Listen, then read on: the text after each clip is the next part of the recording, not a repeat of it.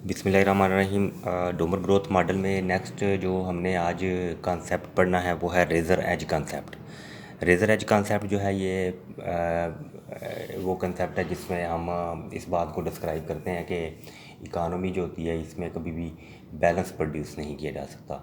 Balance produce नहीं किया जा सकता, इसका मतलब ये है कि इकानमी में कभी भी जो है ना वारंटेड ग्रोथ रेट जो है इसको हासिल करना मुश्किल होता है। कभी भी इकानमी जो है वो इन्फ्लेशन और डिफ्लेशन के बगैर मूव नहीं करती। तो कुछ ना कुछ डिसइक्विलिब्रियम इकानमी में प्रोड्यूस होता रहता है। अगर तो डिसइक्विलिब्रियम प्रोड्यूस ना हो तो फिर हम ये कहेंगे कि economy is on the razor edge, जहाँ पे वारंटेड ग्रोथ रेट और नेचुरल ग्रोथ रेट आपस में बराबर होती हैं। तो यहाँ पे इसको डिस्कस करने के लिए हम इसकी फंडामेंटल इक्वेशन जो डिराइव की थी न्यूमर ग्रोथ मॉडल की, वो I T equal to I not E power rho S T है। हम वर्क करते हैं कि रो एस जो है ना ये required growth rate of investment है। ये ग्रोथ रेट ऑफ इन्वेस्टमेंट जो है ये मेंटेन करता है नेशनल इनकम के ग्रोथ रेट को, और इस ग्रोथ रेट की वजह से इन्फ्लेशन और डिफ्लेशन इकानमी में नहीं होते। इसी वजह से इस ग्रोथ रेट के साथ जो रिलेटेड इकानमी में जीडीपी का ग्रोथ रेट होगा उसको हम वारंटेड ग्रोथ रेट कहते हैं। हम फर्ज करते हैं कि actual growth rate of investment जो है वो रो एस की बजाय आर है, तो फिर हम इस इक्वेशन के अंदर रो एस की जगह पे आर की वैल्यू को रिप्लेस करेंगे। इस तरह से जो हमारी इक्वेशन ए है वो I T is equal to I not E power R T बन जाएगी। इसका डेरिवेटिव अगर लिया जाए तो डी आई और D T is equal to R I not E power R T हो जाएगा। हमें ये पता है कि जो एग्रीगेट डिमांड की इक्वेशन थी डोमर ग्रोथ मॉडल में, फंडामेंटल इक्वेशन जो शुरू में हमने डिमांड इफेक्ट को शो करने के लिए डिस्क्राइब की थी वो थी डी वाई बटा D T is equal to one over S D I over D T. तो D I over D T ये जो अभी हमने फाइंड किया है इसकी वैल्यू अगर इसके अंदर पुट की जाए तो ये one over S R I not E power R T होगा, और ये इक्वेशन बी हम लेट कर लेते हैं।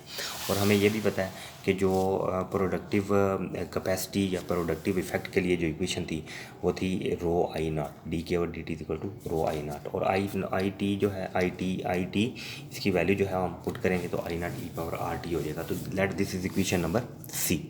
अगर हम इक्वेशन ए और इक्वेशन सी जो है बी और सी दोनों को डिवाइड कर दें, बी इक्वेशन जो थी उसमें डी वाई बटा डी टी था और सी इक्वेशन जो थी इसमें डी के बटा डी टी था, तो इसको अगर हम डिवाइड करें तो इसका मतलब है ये टर्म होल टर्म इसके साथ डिवाइड हो जाएगी, तो ये कैंसल आउट हो जाएगी, दोनों में कॉमन है तो बचेगा पीछे।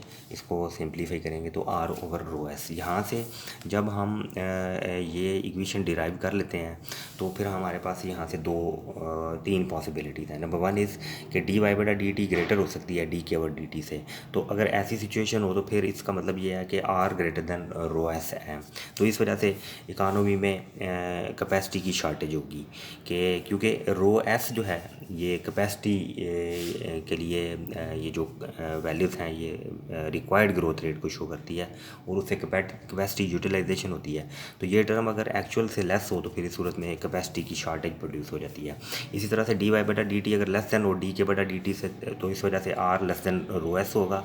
तो इस तरह सूरत में जो है ना वो सरप्लस ऑफ कैपेसिटी होगा, उसका उल्ट हो जाएगा। तो इसका मतलब है इकानमी में या तो शॉर्टेज रहती है या फिर सरप्लस रहता है। इसके अगेंस्ट अगर ऐसा हो कि इक्विलिब्रियम हो डी वाई बटा D T is equal to D के बटा डी टी हो तो इसका मतलब है rho is equal to rho S होगा। तो इस सूरत में ना तो शॉर्टेज होगा और ना ही कैपेसिटी इकानमी में होगी। तो इस तरह से जो बैलेंस जो है इकानमी में रहता है, तो ये वाली सिचुएशन डोमर कहता है कि कभी भी इकानमी में मेंटेन नहीं की जा सकती। That's why this concept is known as razor edge. Next video जो है हम इकोनॉमिक एप्लीकेशंस की नेक्स्ट लेक्चर में बनाएंगे। उस वक्त तक के लिए अल्लाह हाफिज़।